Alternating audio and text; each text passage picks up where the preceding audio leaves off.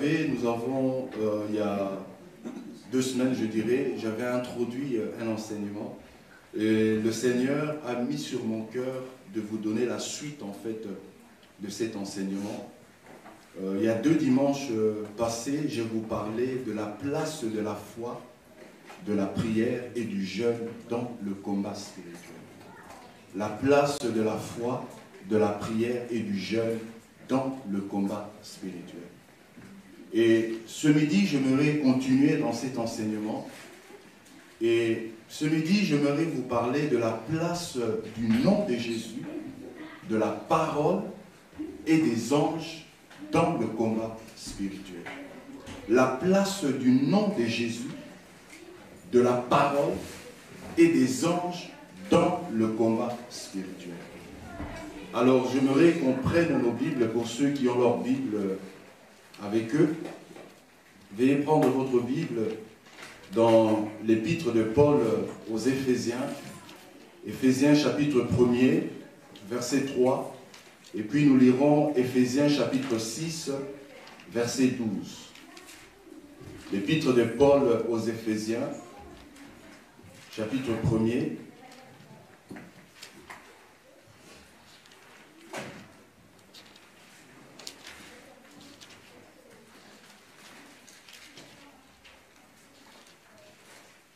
l'épître de Paul aux Éphésiens, chapitre 1er,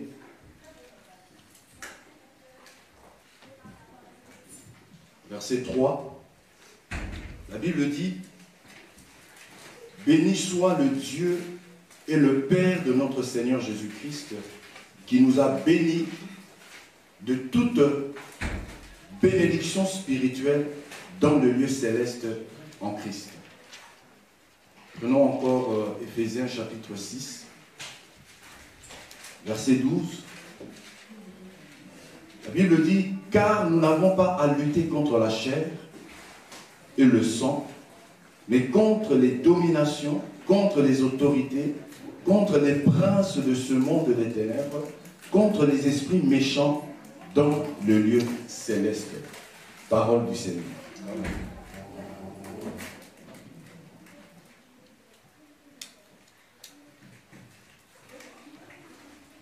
Comme je disais tout à l'heure, ce midi, j'aimerais continuer dans ce thème que nous avons introduit il y a déjà 2 semaines, où nous sommes en train de parler du combat spirituel.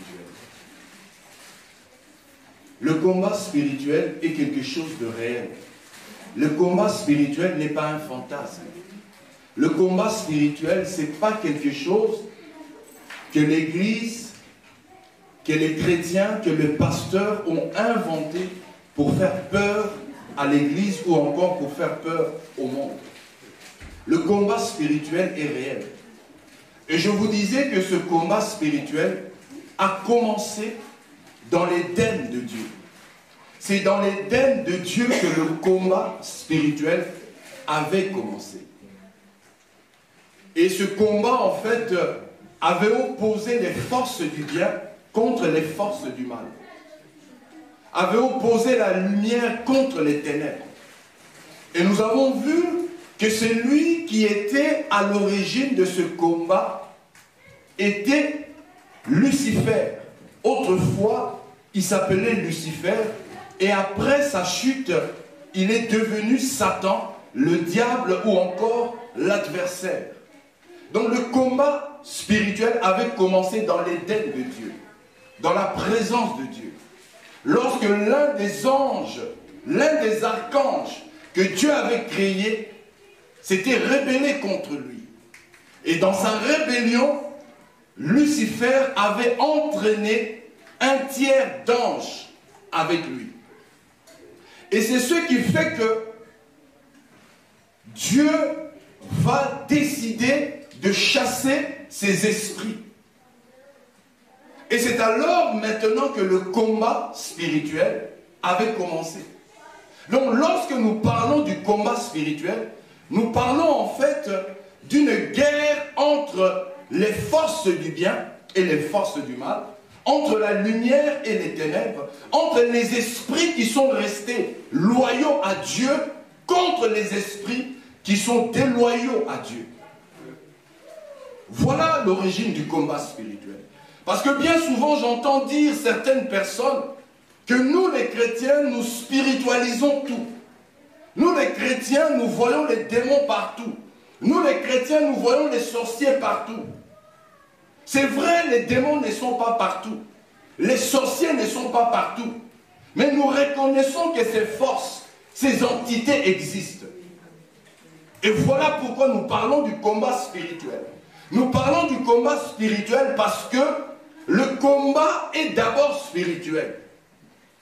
Parce que ce qui est premier, c'est le spirituel. Ce qui est premier, je répète, c'est le spirituel. Dieu est esprit. Les anges sont esprits. Satan est un esprit. Les démons sont des esprits. Les hommes sont aussi des esprits. Donc nous comprenons que lorsque nous parlons du combat spirituel, nous parlons en fait d'une lutte, d'une bataille, d'un combat qui est engagé contre les esprits. Et voilà pourquoi nous parlons du combat spirituel. Donc ne vous étonnez pas que nous vous parlons du combat spirituel. Parce que le combat spirituel est réel. Le combat spirituel existe. Que tu le veuilles ou pas, le combat spirituel existe. Que tu le veuilles ou pas, tu es dans un combat spirituel. Que tu le veuilles ou pas, tu subiras ou tu subirais les effets du combat spirituel. Vaut mieux pour toi d'être conscient de cela. Vaudrait mieux pour toi, j'allais dire, d'être conscient de cela. Que tu es engagé, que tu es dans un combat spirituel. Alors que je méditais, l'Esprit m'a conduit dans le livre de la Genèse. Dans le livre de la Genèse, nous voyons l'homme et la femme que Dieu avait créés à son image et à sa ressemblance. Dieu va les placer dans le jardin. Et nous remarquons que là, dans le jardin, il va y avoir un combat. Il va y avoir une bataille. Mais lorsque nous regardons la scène, comment le serpent s'est présenté auprès de la femme, comment le serpent cherchait à séduire et pour finir à faire tomber la femme. Lorsque nous regardons ce texte, lorsque nous analysons ce texte, nous pourrions facilement déduire que c'était quelque chose de naturel. Mais en réalité, il n'y a rien de naturel dans ce qui se passe dans le jardin d'Éden. C'est spirituel. Parce que nous savons que ce serpent-là avait été instrumentalisé par Satan, avait été instrumentalisé par le diable. Est-ce que vous voyez? D'un point de vue humain, on dirait que c'est naturel. Mais ce n'est pas naturel parce que derrière, il y avait un esprit. Derrière, il y avait des esprits qui opéraient. Voilà le combat spirituel. Le combat spirituel, c'est quelque chose qui se déroule dans l'arrière-scène, derrière le rideau.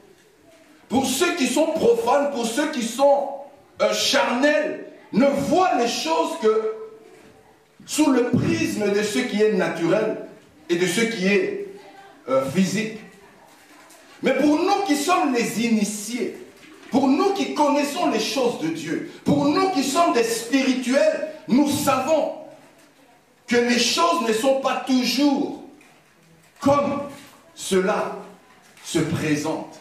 Bien souvent, derrière les rideaux, il y a des mains invisibles. Il y a des personnes qui tirent les filets. Qui tirent les fils, pardon. Et voilà pourquoi nous parlons du combat spirituel.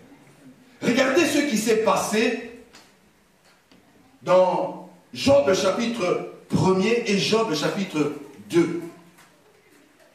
Nous voyons cet homme qui était prospère, cet homme qui réussissait, cet homme qui, ses enfants, jouissaient d'un bonheur inouï. Nous voyons cet homme du jour au lendemain perdre tous ses avoirs. Nous voyons cet homme du jour au lendemain voir la disparition, pour ne pas dire la mort de ses enfants. Pour quelqu'un qui n'est pas initié, pour quelqu'un qui est naturel, comme la femme de Job, se dirait, mais Dieu a donné, Dieu a repris, que son nom soit glorifié. Non, Dieu n'avait pas repris ce jour-là. C'est le diable qui était venu, en fait, s'aimer le chaos. Est-ce que vous voyez un peu? Derrière le rideau, derrière la scène, il y avait des choses qui se produisaient. Et si l'auteur du livre de Job ne l'avait pas dit, on ne le saurait pas. On penserait que c'était des phénomènes naturels. Parce que quand vous lisez ce texte, eh bien, il y a des phénomènes naturels qui se produisent. Nous voyons des pillards venir voler les biens de Job. Nous voyons la maison dans laquelle étaient les enfants de Job s'écrouler sur eux. Quoi de plus naturel qu'un tremblement de terre et une maison s'effondre sur les habitants. Dernièrement, j'étais sidéré, j'étais étonné. Il y a un entrepreneur qui avait construit des bâtiments en France, je crois que c'est dans l'île de France, et l'émission, le journaliste disait que le balcon s'était effondré sur les personnes qui étaient en train de fêter dans le jardin. Un bâtiment neuf. Mais voilà que le balcon s'est effondré sur les personnes qui étaient dans le jardin au rez-de-chaussée. C'est naturel, n'est-ce pas? Mais tout n'est pas toujours naturel. Tout n'est pas toujours accidentel. Il y a des phénomènes qui sont spirituels. Il y a des phénomènes qui ne sont pas naturels, mais qui sont spirituels. Et lorsque nous parlons du combat spirituel, eh bien, nous parlons de toutes ces choses mystiques. Nous parlons de toutes ces choses qu'on ne pourrait expliquer avec la sagesse et la logique humaine. Et dans le texte que nous avons lu, l'apôtre Paul nous dit que Dieu nous a bénis de toutes sortes de bénédictions. Vous remarquez que le verbe est conjugué au passé. Le verbe n'est pas conjugué au présent. Dieu nous a bénis. Ce n'est pas que Dieu nous bénira. Dieu nous a déjà bénis. De toutes sortes de bénédictions. Ça veut dire que tel que nous sommes là, nous sommes bénis. Nous n'avons pas besoin d'être encore bénis. Nous n'avons plus besoin d'être encore bénis. Pourquoi? Parce qu'en Christ, nous sommes bénis. Mais l'apôtre Paul nous dit quelque chose de très important. Il dit que cette bénédiction est spirituelle. Et il nous dit aussi que cette bénédiction est dans le lieu céleste. Dans le lieu céleste, ça veut dire que la bénédiction est dans le monde invisible, dans le monde spirituel. C'est ce qui fait que la bénédiction, elle peut être là, mais toi, tu ne la vois pas, toi, tu n'en jouis pas. Pourquoi? Parce que la bénédiction est encore au niveau spirituel, et encore dans le lieu céleste. Donc comprenez que vous ne serez pas bénis, vous êtes bénis. Dieu vous a bénis de toutes sortes de bénédictions. La Bible dit, je connais le plan que j'ai formé sur toi, plan de bonheur et non de malheur. Dieu bien-aimé, il a des plans qu'il a formés. Il a formé un plan pour tout un chacun d'entre nous. Donc tel que tu es là, il y a des choses que Dieu a arrêtées. Il y a des choses que Dieu a prévues. Il y a des choses que Dieu a décidé que toi, tu les aies. Il y a des choses que Dieu a décidées. Que c'est pour toi. Et c'est déjà arrêté. Mais ces choses sont dans le monde spirituel. Ces choses sont spirituelles. Dans le lieu céleste. Donc, comprenons que il n'y a rien de nouveau que Dieu pourrait encore nous donner. Il n'y a rien de nouveau que Dieu pourrait encore manifester. Tout ce que Dieu avait à nous donner, tout ce que Dieu avait à nous accorder, Dieu nous les a déjà accordés. Dieu nous les a déjà donnés. Je vais vous donner quelques exemples pour que vous me compreniez. La Bible nous parle des enfants d'Israël. Dieu a dit aux enfants d'Israël, je vous donne Canaan. Je vous donne Canaan. Donc aux yeux de Dieu, dans la pensée de Dieu, Canaan appartenait aux Israélites. Canaan était l'héritage des Israélites. Canaan était en fait la terre que Dieu avait donnée aux Israélites. Ce n'est pas que Dieu allait les donner Canaan, mais Dieu les avait déjà donné Canaan. Donc Canaan les appartenait. De la même manière, nous aussi, il y a des choses que Dieu nous a données. Il y a des choses que Dieu a arrêté que nous puissions vivre, expérimenter, jouir. Aux yeux de Dieu, c'est déjà fait. Aux yeux de Dieu, c'est déjà accompli. Ou dans le lieu céleste. C'est déjà arrêté, c'est déjà accompli, c'est fini. Maintenant, ce qui reste, c'est que nous maintenant puissions posséder cela. Que nous maintenant puissions acquérir cela. Que nous maintenant nous puissions jouir, bénéficier de cela. De la même manière, Israël avait déjà reçu Canaan, avait déjà reçu la terre promise. Mais Israël devait prendre possession. Israël devait hériter cette terre que Dieu leur avait donnée d'abord à leur père, Abraham, Isaac et Jacob. Et c'est la 4e génération qui est la génération de ces enfants-là qui devaient posséder la terre. Mais remarquez maintenant, dans le texte que nous avons lu dans Éphésiens chapitre 6, verset 12, la Bible nous dit que là, dans le lieu céleste, il y a des principautés, il y a des dominations, il y a des autorités et il y a des esprits méchants. Remarquez que dans le lieu céleste, où il y a la bénédiction, il y a aussi les principautés, les dominations, les autorités et les esprits méchants. Ça veut dire quoi? Ça veut dire qu'à chaque fois que nous chercherons à posséder, à jouir, à bénéficier, à expérimenter la matérialisation, la réalisation de ce que Dieu nous a promis, eh bien, nous rencontrerons ces oppositions. Nous rencontrerons ces esprits. Nous rencontrerons ces puissances. Pourquoi? Parce que ces puissances sont dans le lieu céleste. Et ces puissances sont contre nous. Ces puissances sont nos adversaires. Ces puissances s'opposent à nous. Et voilà pourquoi nous parlons du combat spirituel. Nous parlons du combat spirituel.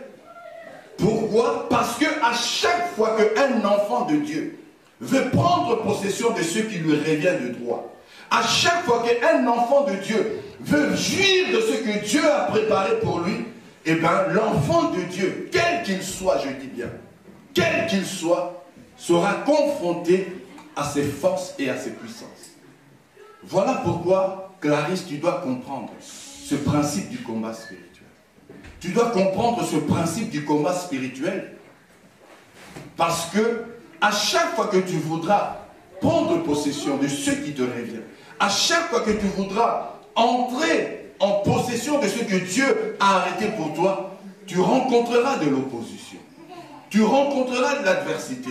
Et cette adversité, cette opposition ne sont pas toujours naturelles. Souvent, ces oppositions pour un enfant de Dieu, pour un fils de Dieu, pour une fille de Dieu, ces oppositions sont d'origine diabolique, satanique, occulte. Voilà pourquoi nous parlons du combat spirituel. Ne soyons pas naïfs en nous disant parce que nous sommes des enfants de Dieu, les choses rouleront sur les roulettes. Nous recevrons tout comme ça en claquement des doigts. Non, mes amis. Le diable n'est pas ton ami. Le diable n'est pas ton ami. Le diable est ton ennemi. Les démons sont tes ennemis. Voilà pourquoi ils te font la guerre. Voilà pourquoi ils ne veulent pas que toi, tu puisses véritablement profiter, jouir de ce que Dieu a arrêté pour toi. Jésus dit, je suis venu afin que les brebis aient la vie en abondance. Jésus veut que nous ayons la vie en abondance. Écoutez la suite de ce verset. Jésus dit que le voleur ne vient que pour égorger, détruire et piller. Nous avons deux ministères. Le ministère de la bénédiction, le ministère de la prospérité, le ministère de la paix, le ministère du bonheur. Et de l'autre côté, nous avons un ministère de destruction, un ministère de pillage, un ministère de meurtre. Ce n'est pas moi qui le dis, c'est Christ qui le dit. Il dit, moi je suis venu pour que vous ayez la vie. Mais ne vous mécomprenez pas parce qu'il y a un autre. Lui, son rôle, c'est justement de vous voler. C'est de vous piller. C'est de vous détruire. Et c'est de vous tuer. Donc ne soyons pas naïfs en nous disant que nous sommes des enfants de Dieu. Tout roulera sur les roulettes. Il faudrait tout simplement que nous puissions dire que nous sommes des enfants de Dieu, croire que nous sommes des enfants de Dieu, et le diable nous laissera tranquilles. Non. Il faudrait que nous puissions savoir que dès lors que nous devenons chrétiens, nous nous engageons dans une lutte spirituelle. Nous nous engageons dans un combat spirituel. Et dans ce combat, bien-aimé, il n'y a pas de compromis. Dans ce combat, bien-aimé, il n'y a pas de complaisance. Le diable ne rigole pas. Le diable, il est sérieux dans sa vision contre toi. Les démons sont sérieux dans leur vision contre toi. Voilà pourquoi tu dois être conscient de ça. Tu dois être conscient que tu es dans un combat. Tu es dans une lutte. Et voilà pourquoi nous sommes en train de parler de la place de la foi, de la place de la prière, de la place du jeûne dans le combat spirituel. Parce que dans ce combat, nous ne sommes pas démunis. Dans ce combat, nous avons des armes. Dans ce combat, Dieu nous a donné en fait une technique pour faire la guerre, pour mener la guerre, mais surtout pour vaincre cette guerre. Qui me dira, qui me dit Amen?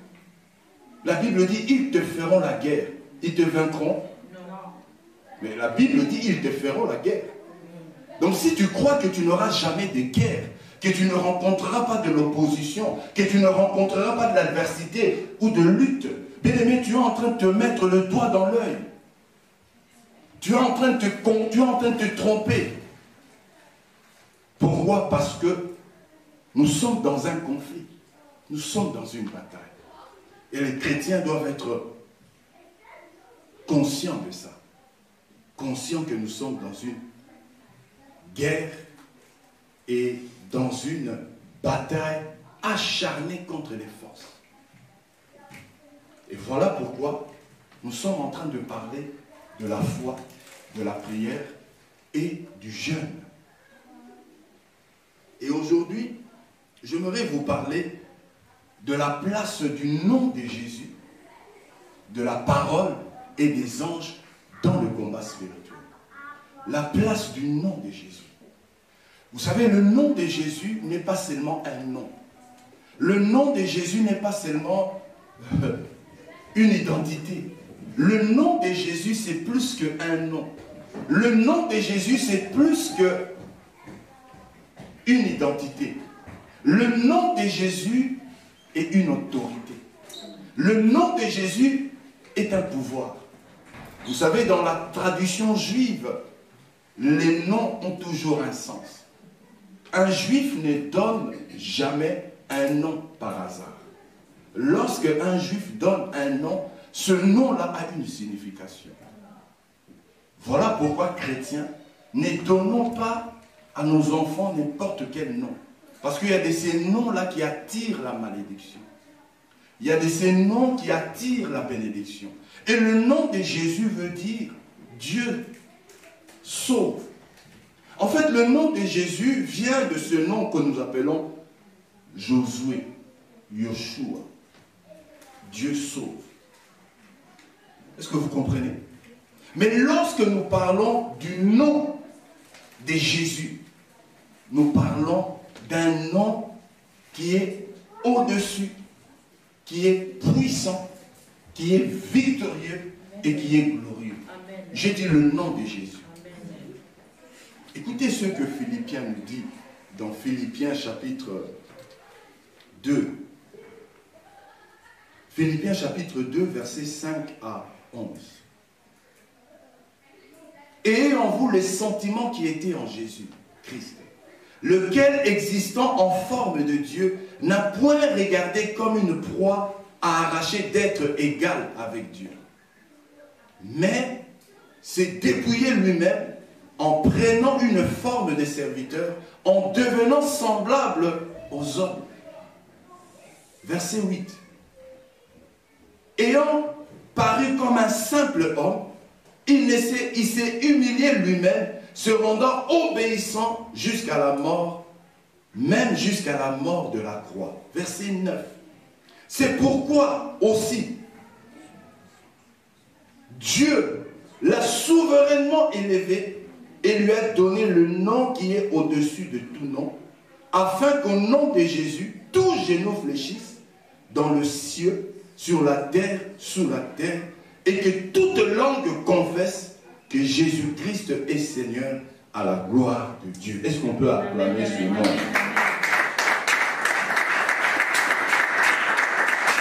La Bible nous parle du nom de Jésus. Vous savez, au temps de Jésus, il y avait des personnes qui s'appelaient Jésus. Quand vous allez en Espagne, il y a des personnes qui s'appellent Jésus. Mais lorsque nous parlons du nom de Jésus, nous parlons d'autre chose. Amen. Nous parlons d'un nom qui est au-dessus de tous les noms. Nous parlons d'un nom que Dieu a souverainement élevé. Et Dieu a fait que, à ce nom-là, tout genou fléchisse dans les cieux, sur la terre et sous la terre. Est-ce que vous imaginez? Rien que à la mention du nom de Jésus, l'univers tremble. Rien qu'à la mention du nom de Jésus, tout genou fléchit, toute langue confesse qu'il est Seigneur à la gloire de Dieu le Père. Donc c'est ce nom-là que nous avons reçu, le nom de Jésus, le nom le plus beau, le nom le plus fort, le nom le plus élevé, le nom qui fait trembler l'enfer, le nom qui fait trembler le diable, le nom qui fait trembler les démons, le nom qui détruit les œuvres de l'enfer, le nom de Jésus. La Bible dit, il a reçu le nom qui est au-dessus de tous les noms.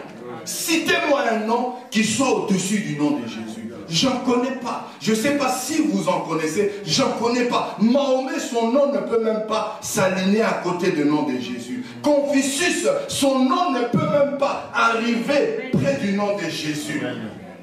Kimbangu, son nom ne pourrait même pas arriver à la même ligne que le nom de Jésus. Le seul nom qui peut s'aligner avec le nom de Jésus, c'est le nom de Dieu le Père. C'est le nom de Yahvé. C'est le nom de l'Éternel. C'est pour dire que ce nom-là n'est pas n'importe quel nom. C'est le nom le plus beau. Écoutez ce que Actes chapitre 4, verset 12 nous dit. Il n'y a de salut en aucun autre, car il n'y a sous le ciel aucun autre nom qui a été donné parmi les hommes par lequel ils devront être sauvés. Le nom qui sauve, c'est le nom de Jésus. Le nom qui sauve, c'est le nom de Jésus. Et c'est ce nom-là que les chrétiens ont reçu. C'est ce nom-là que les chrétiens portent. C'est ce nom-là que les chrétiens sont appelés à utiliser. Écoutez ce que le Maître lui-même dit dans Marc chapitre 16, versets 17 à 18. Voici les miracles qui accompagneront ceux qui auront cru en mon nom. Ils chasseront des démons. Ils parleront de nouvelles langues. Ils saisiront des serpents. Et s'ils boivent quelques breuvages mortels, il ne leur fera point de mal. Ils imposeront les mains aux malades et les malades seront guéris. Au nom de Jésus. Je dis au nom de Jésus. C'est ce nom-là que nous avons reçu. C'est ce nom-là que nous portons. Bien aimé, tu portes le nom de Jésus. Tu as reçu le nom de Jésus. Et c'est ce nom-là que tu as appelé à utiliser dans le combat spirituel. Dans le combat spirituel, nous utilisons le nom de Jésus. Dans le combat spirituel, nous allons avec le nom de Jésus. Parce qu'il n'y a que le nom de Jésus qui tout genou peut fléchir. Il n'y a que le nom de Jésus qui tout genou peut dire Seigneur, que tout esprit peut dire Seigneur. Le nom de Jésus. C'est ce nom-là, bien-aimé, que nous sommes appelés à utiliser. Et lorsque nous utilisons ce nom, bien-aimé, il n'y a aucune force, il n'y a aucune puissance qui pourrait nous résister. La Bible dit, c'est Paul qui dit à ce paralytique qui était à la porte de la peine, je n'ai ni or, ni argent, mais au nom de Jésus, lève-toi. Voilà, le nom de Jésus. Le nom le plus beau, le nom le plus puissant, le nom le plus élevé sur tout l'univers. Le nom de Jésus, je dis. C'est ce nom-là que tu as reçu. Bien aimé, dans le combat contre le diable, dans le combat contre les démons, dans le combat contre les petits sorciers, dis avec moi, petits sorciers. Dans le combat contre les petits sorciers, ce nom-là, il n'y a aucun esprit qui peut le résister. En tout cas, si tu portes ce nom, il n'y a aucun esprit qui pourrait te résister. Mais si tu fais partie des 7 fils de Séva, là, dis avec moi, là, ils te diront, mais Jésus, on connaît. Paul, on connaît, mais toi, qui es-tu? Dis le nom de Jésus. Ah, dis le nom de Jésus. Ah, dis le nom de Jésus. Le nom de Jésus. Maman Jolie, dis le nom de Jésus. Ah, le nom de Jésus, sœur Mamie. Le nom de Jésus. C'est ce nom-là que nous portons. Et, comme on en est au lati, ah, comme on en est au porté, le nom de Jésus. Le nom le plus grand. Le nom le plus puissant. Voilà ce que tu as. Donc quand ta tante là te fait des noiseries, tu as un nom qui est plus puissant que l'esprit avec lequel ta tante utilise. Voilà pourquoi, bien-aimé, quand tu prends conscience que tu as reçu le nom de Jésus, que tu portes le nom de Jésus, et que c'est ce nom-là que tu as appelé à utiliser, bien-aimé, personne, rien ne pourrait te résister. Mais beaucoup d'entre nous, nous sous-estimons le nom de Jésus. Nous croyons que c'est juste un nom. Le nom de Jésus est une puissance. Le nom de Jésus est une autorité. Bien-aimés, dans le monde, si vous voulez qu'on vous obéisse, il faut que vous soyez puissant. Ah oui, parce que dans les rapports entre États, même dans les rapports humains, c'est le plus fort en fait qui s'impose. C'est pourquoi Dieu a élevé ce nom-là. Dieu ne l'a pas élevé pour l'élever. Dieu a élevé le nom de Jésus, sachant que dans le monde il y a de puissance, il y a de force. Alors ce nom-là, lorsque Dieu l'élève, il sait qu'à ce nom-là, il n'y aura aucune puissance, aucune force. Donc dans le combat spirituel, nous avons un nom. Nous avons un nom et nous portons un nom et nous pouvons utiliser un nom. 3 choses. Vous avez compris? Nous avons un nom, nous portons un nom et nous pouvons utiliser un nom. C'est fort. Je ne sais pas si vous réalisez ça. Quel nom tu portes? Je ne sais pas. Imaginez que le roi Philippe vient ici. Il porte quel nom? Mais il porte quel nom? Vous connaissez le roi, le nom du roi? Hein?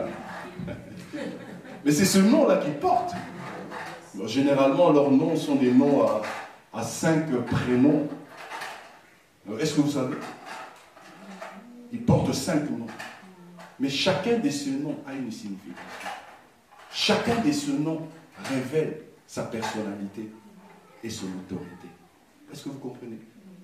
Quand tu dis Philippe, il y a plusieurs Philippe. Mais quand tu dis roi, il y a plusieurs rois.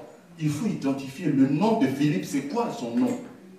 Et c'est là où tu comprends que toi aussi, tu as reçu un nom. Que toi aussi, tu portes un nom. Je vais vous donner un exemple qui est un peu plus familier. Si je vous dis Harry, vous ne comprenez pas, mais si j'ajoute Windsor, et Windsor, mais ça c'est le nom de la princesse, de la reine d'Angleterre. Windsor. Vous connaissez Delphine, hein? Avant, comment elle s'appelait? Mais aujourd'hui, elle porte un autre nom. Dis avec moi, Nous avons reçu un nom, nous portons un nom et nous pouvons utiliser un nom. La deuxième chose que nous avons dans le combat spirituel, c'est la parole de Dieu. La parole de Dieu. La parole de Dieu, c'est un élément qui est indispensable, très important dans le combat spirituel. Parce que vous voyez, lorsque vous êtes chrétien, le diable ne vous présentera pas Mahomet. Lorsque vous êtes chrétien, le diable ne vous présentera pas Confucius. Lorsque vous êtes chrétien, le diable ne vous présentera pas Kimbam. Le diable vous présentera la parole. Est-ce que vous comprenez? Le diable vous présentera la parole. Parce que le diable sait que vous n'écoutez que la parole. Vous n'obéissez qu'à la parole. N'est-il pas écrit, il a dit à la femme, Dieu sait que le jour où vous en mangerez, vous ne mourrez pas. C'est la parole, n'est-ce pas? N'est-il pas écrit qu'il a dit à Jésus, si tu es fils de Dieu, ordonne à ces pierres de devenir du pain. N'est-ce pas qu'il a dit à Jésus, si tu es fils de Dieu, jette-toi d'en bas, car il est écrit dans les psaumes qu'il ordonnera à ses anges de te porter, de peur que tes pieds ne heurtent contre une pierre. Voilà la ruse du diable. Il vient avec la parole.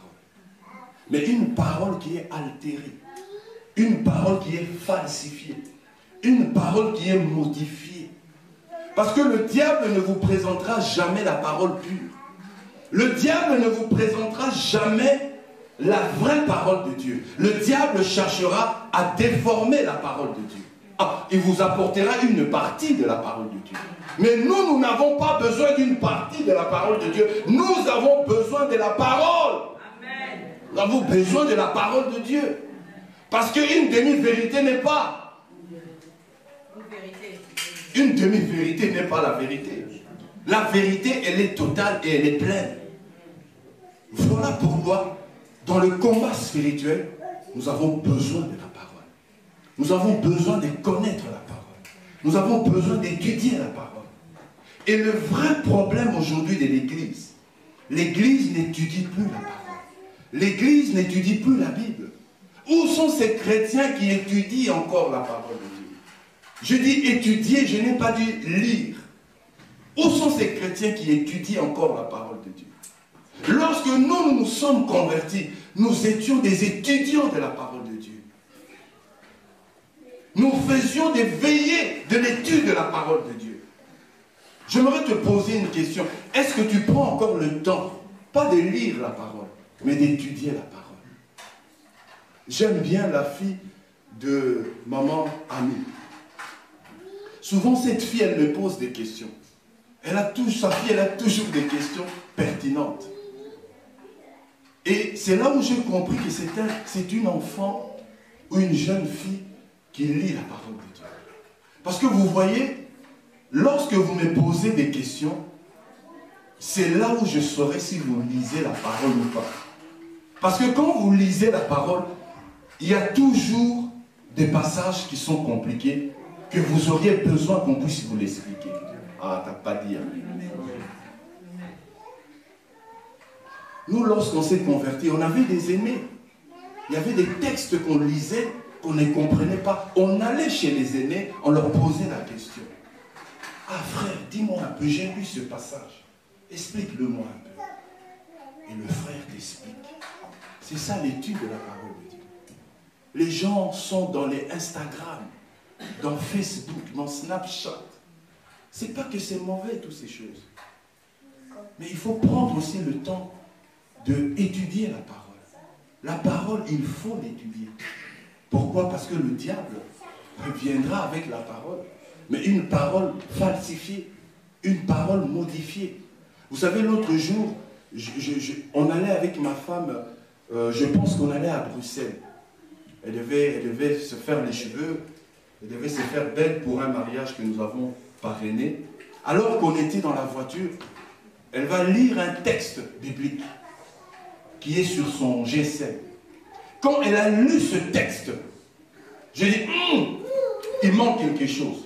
Le texte qu'elle lisait, c'était l'eunuque éthiopien et le diacre Philippe.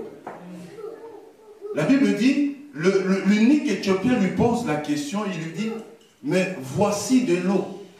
Qu'est-ce qui me manque pour que je sois baptisé? Et là, la Bible dit, dans sa Bible à elle, qui est dans son GSM, Philippe et l'eunuque éthiopien descendit dans l'eau et il s'est fait baptiser. Il manquait un passage.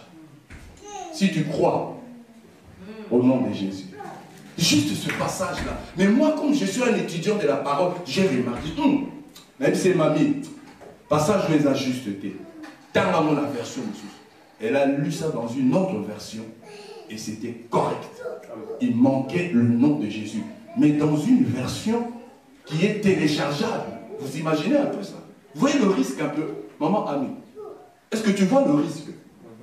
Le risque, c'est que les personnes qui ne connaissent pas la parole, lorsqu'elles téléchargent des versions de soi-disant des Bibles amplifiées ou révisées, on pourrait omettre certains versets, certains mots dans la Bible. Ces personnes ne le sauraient pas. Est-ce que vous voyez le danger de ça? Ah, chrétien, tu comprends le danger, les enjeux, tu comprends la beauté. Congolais. Des fois, on ne comprend pas les enjeux des choses. Vous avez besoin qu'on puisse vous faire un dessin. Je ne vais pas rentrer dans la politique, rassurez-vous. Mais des fois, j'ai l'impression que on se comporte un peu comme des Congolais. On ne voit pas toujours les enjeux des choses. Est-ce que vous voyez le danger que dans une version numérique, qu'on omette un passage dans le verset? C'est grave ici. C'est pour dire que nous devons aller vite dans les librairies chrétiennes, nous acheter tous des Bibles. Parce que le jour où ils vont changer la Bible, beaucoup de chrétiens, maman Christine,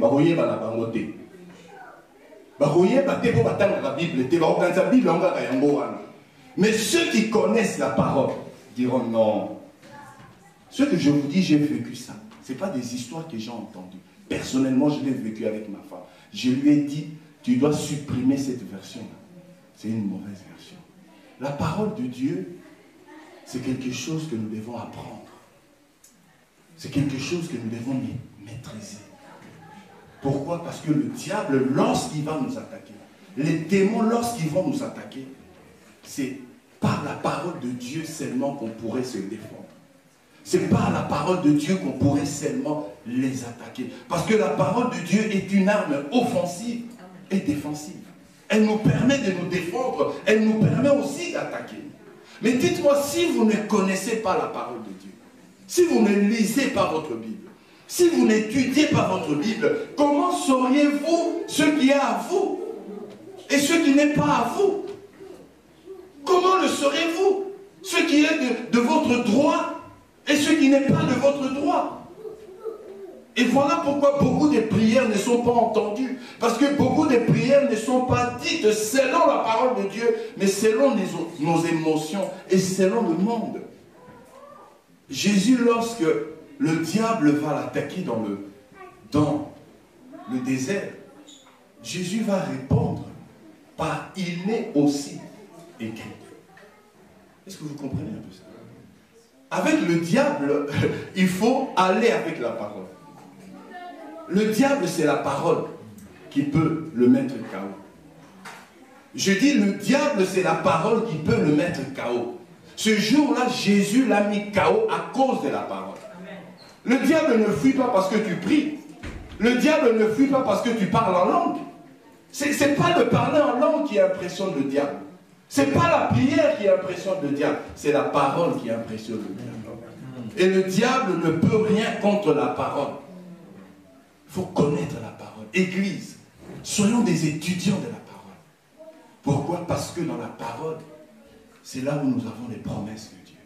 Dans la parole, c'est là où nous avons ce qui nous revient de droit. Dans la parole, c'est là où nous savons, les limites de Satan. Voilà pourquoi il faut lire la parole. Il faut étudier la parole. Pourquoi? Parce que c'est la parole qui fera ta force. La Bible dit, la connaissance est un pouvoir. Connaître la parole de Dieu est une force. Connaître la parole de Dieu est un pouvoir. Parce qu'un homme qui connaît la parole de Dieu, on ne peut pas le manipuler. Vous savez, aujourd'hui, si les pasteurs abusent de beaucoup de fidèles, c'est parce que beaucoup de personnes ne connaissent pas la parole. Un pasteur qui viendra te dire n'importe quoi, si tu lui répliques par la parole, tu le remettras à sa place. Il ne bougera plus. Mais quand toi, tu ne connais pas la parole, tu vas lui dire quoi? Tu vas te faire embobiner comme Ève s'est fait embobiner par le serpent. Pourquoi? Parce que Ève ne connaissait pas la parole. Est-ce que vous avez déjà posé la question pourquoi les serpents avaient seulement attaqué la femme et n'avaient pas attaqué Adam? Est-ce que vous avez déjà posé cette question? La réponse est que Adam avait reçu la parole. Adam avait la parole. Adam connaissait la parole. Donc, du coup, le serpent ne pouvait pas lui dire que vous ne mourrez pas, mais vous serez comme de Dieu. Adam allait lui dire, nous sommes déjà de Dieu. Nous sommes déjà de Dieu, nous n'allons pas le devenir, nous sommes déjà de Dieu, parce que j'ai été créé à l'image et à la ressemblance de Dieu. Vous savez pourquoi Ève est tombée? Ève est tombée parce que c'était un discours indirect. Ce n'est pas Dieu qui avait dit à Ève, c'est Adam qui avait dit à Ève. Est-ce que vous comprenez? Parce que vous voyez, dans le discours indirect, on peut omettre certaines choses. Je vous prends un exemple. Moi, je dis quelque chose à maman Micheline. Maman Micheline le répète à maman Christine. Maman Christine le répète à maman Élise. Au moment où la parole arrive chez maman Élise, ce n'est plus la parole du pasteur. Ça devient la parole de Micheline, la parole de Louise, la parole de maman Christine. Toutes les paroles se rassemblent dans la parole du pasteur. Confusion. Discours indirect. Dis avec moi, discours indirect. Bien-aimé, tu dois lire la parole de Dieu. Tu dois connaître la parole de Dieu. Tu es dans un combat. Tu es dans une lutte. En lisant la parole de Dieu, tu connaîtras les techniques de Satan. Tu connaîtras les ruses des démons. Comment ces gens opèrent. Comment ces esprits opèrent. Tu connaîtras comment les sorciers peuvent être neutralisés. Parce que la parole nous dit comment neutraliser ces esprits. Comment faire taire ces esprits. Et enfin, je vais atterrir. La troisième chose, c'est les anges. Les anges sont nos alliés dans le combat spirituel. Les anges sont nos alliés dans le combat spirituel. Les alliés, ça veut dire quoi? Les personnes qui sont avec nous. Parce que vous voyez, dans la guerre dans laquelle nous sommes contre les forces des ténèbres, dans cette guerre, nous luttons contre des forces invisibles. Nous luttons contre des esprits que nous ne voyons pas. Donc du coup, nous sommes un peu vulnérables. Du coup, nous pouvons être pris de court ou par surprise. Voilà pourquoi les anges sont nos amis. Les anges nous assistent dans ce combat spirituel. Écoutez ce que la Bible dit dans Psaume chapitre 34, verset 8. L'ange de l'Éternel campe autour de ceux qui le craignent et les arrache au danger. L'ange de l'Éternel campe. Camper, ça veut dire qu'il est prêt.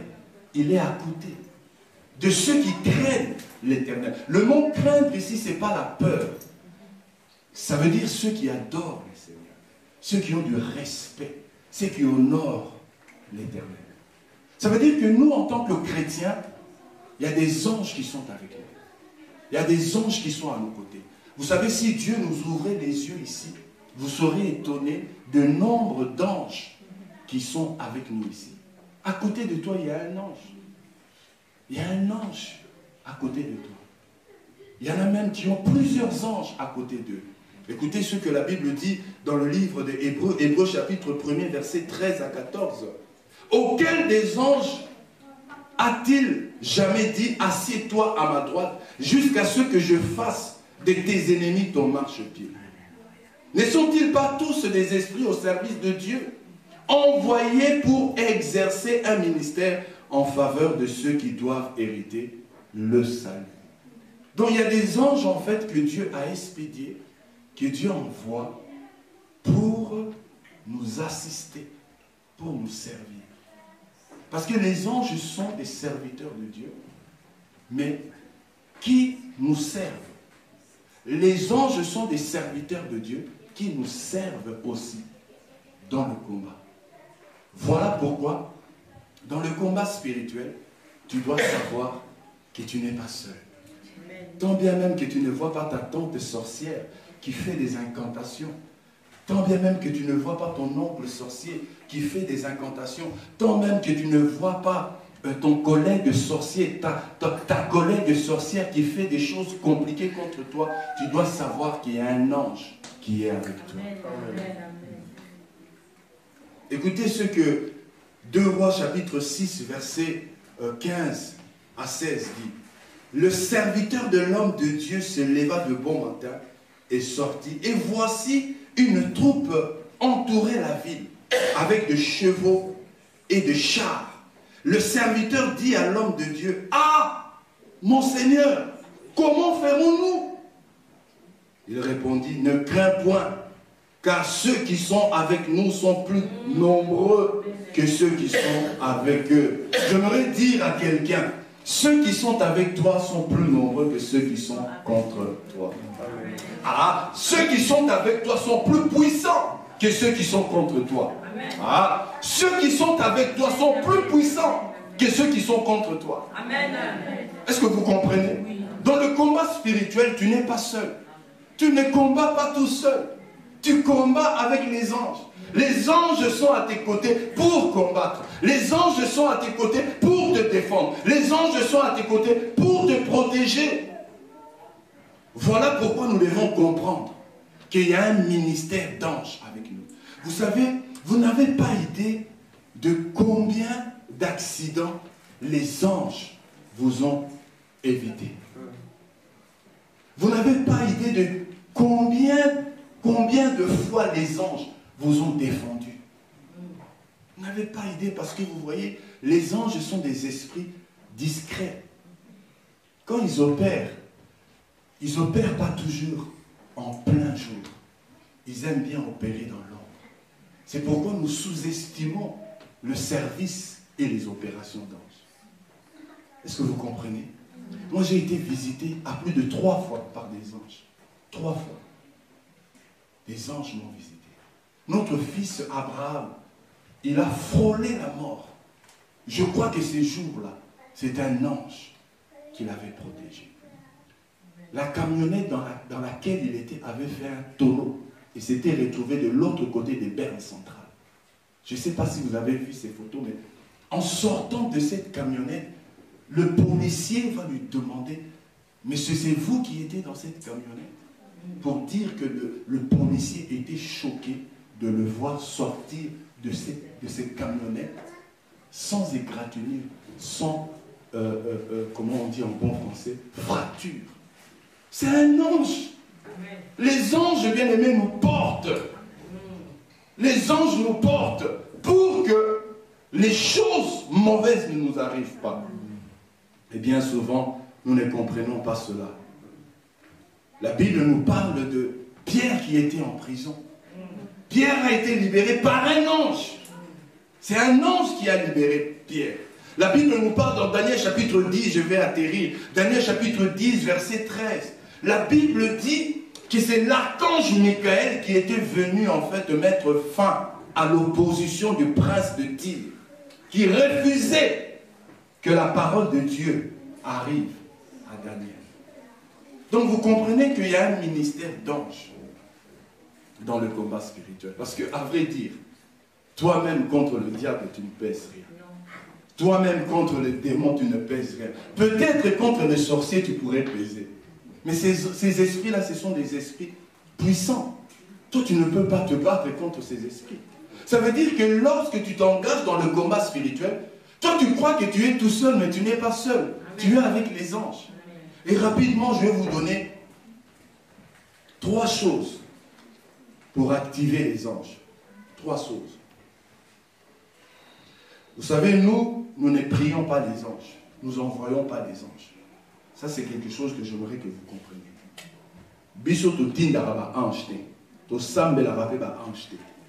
Mais les anges, on peut les activer. Dis avec moi, les anges, on peut les activer. Les anges, on peut les activer. Comment active-t-on les anges? Premièrement, je vous ai cité ce texte, c'est dans Actes chapitre 11, je crois, au travers de la prière. La prière de l'église de Jérusalem, c'est cette prière qui avait activé l'ange de l'Éternel pour qu'il puisse libérer Pierre qui était en prison. Qui me dit amen? Amen. La deuxième chose qui active les anges, c'est la déclaration de la parole de Dieu. Écoutez ce que le psalmiste dit. Le psalmiste dit quelque chose de fort ici que je vais nous lire. Psaume chapitre 103, verset 20. On va juste le limiter au verset 20, mais vous pourriez écrire jusqu'au verset 21. Bénissez l'Éternel, vous ses anges, qui êtes puissants en force, et qui exécutez ses ordres en obéissant à la voix de sa parole. Est-ce que vous avez remarqué ici? On parle d'une voix. Pas n'importe quelle voix. La voix de la parole de Dieu. Ça veut dire quoi? Ça veut dire que dans le combat spirituel, Maman Louise, quand nous déclarons la parole de Dieu, ça libère les anges. Ah. Quand nous proclamons les promesses de Dieu, ça libère les anges. Est-ce que vous comprenez? La parole de Dieu dans notre bouche, quand nous la proclamons, les anges obéissent. Les anges se déploient. Les anges agissent. Quand tu dis, il est écrit, ils me feront la guerre, mais ils ne me vaincront pas. Père, que ces hommes ne puissent pas me vaincre. C'est un ange qui va aller pour les terrasser. C'est un ange qui va aller pour les détruire. Est-ce que vous comprenez un peu ce principe? Amen, amen. Donc la parole de Dieu dans ta bouche fera que les anges puissent obéir. La parole de Dieu dans ta bouche fera que les anges puissent se déployer. Voilà pourquoi ceux qui me suivent le jeudi, quand je conduis la prière, je cite nommément la parole de Dieu. Pourquoi? Parce que je sais que les anges n'ont pas écouté ma voix, mais ils écoutent la voix de la parole de Dieu, Maman Christine. La voix de la parole de Dieu. Voilà ce que les anges écoutent. Et nous devons, bien aimés, utiliser la parole de Dieu dans le combat spirituel pour libérer les forces angéliques. Et enfin, les jeunes. C'est les jeunes bien-aimés qui déploient les anges. Les jeunes. Vous voyez, quand nous jeûnons, beaucoup pensent que c'est juste une privation de nourriture et de boire. C'est plus que ça, le jeûne. Le jeûne, c'est un temps qui nous permet de déployer les anges, de permettre aux anges de se manifester, de se libérer. Donc comprenez que dans le combat spirituel, nous avons le nom de Jésus, nous avons la parole de Dieu et nous avons les anges. Voilà les éléments que nous devons utiliser, que nous devons être conscients lorsque nous sommes dans le combat spirituel. Lorsque nous prenons conscience de notre combat spirituel. Bien-aimé, que tu le veuilles ou pas, tu es déjà engagé dans un combat. Autant faire la guerre pour la gagner et ne pas ignorer la guerre pour être victime. Est-ce que vous avez compris? Autant faire la guerre pour la gagner et ne pas être ignorant ou ignorante pour la perdre. Beaucoup de personnes perdent la guerre parce qu'elles sont ignorantes. Parce qu'elles ne se rendent pas compte qu'elles sont engagées dans un conflit, dans une lutte. Un homme qui ne sait pas qu'il est en guerre, cet homme-là sera défait. Cet homme-là sera écrasé. Cet homme-là sera détruit. C'est pourquoi c'est important que vous compreniez cela. Alors pour terminer, j'aimerais vous dire que la semaine prochaine et tous les mois de ce mois d'août, nous allons véritablement le consacrer à la famille. Ce mois est déclaré le mois de la famille. Nous allons véritablement parler de la famille et nous allons prier pour nos familles. Amen. Amen. Est-ce que nous pouvons nous lever pendant quelques minutes?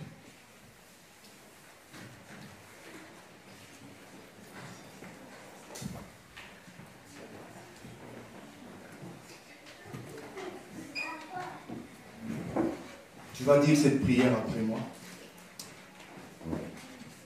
Père éternel, merci pour ta parole, qui me dit que je suis engagé dans un combat spirituel.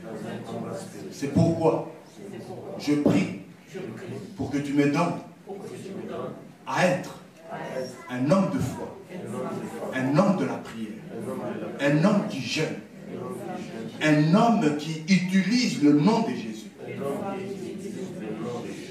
un homme qui véritablement connaît la parole de Dieu, et un homme qui est conscient de la présence d'anges à ses côtés pour le combat spirituel. Seigneur mon Dieu, je prie pour que dans ce combat, que je sois plus que vainqueur, car Christ a vaincu. Et moi, je rentre dans sa victoire. Voilà pourquoi je prie, pour que je sois plus que vainqueur. Comme Christ a vaincu, moi je vaincrai 2 fois. Au nom de Jésus. Père éternel, que le Saint-Esprit me donne d'être un guerrier, d'être une guerrière, afin de lutter, afin de me battre et afin de détruire les œuvres des ténèbres. Au nom de Jésus. Amen. Que Dieu vous bénisse. Amen.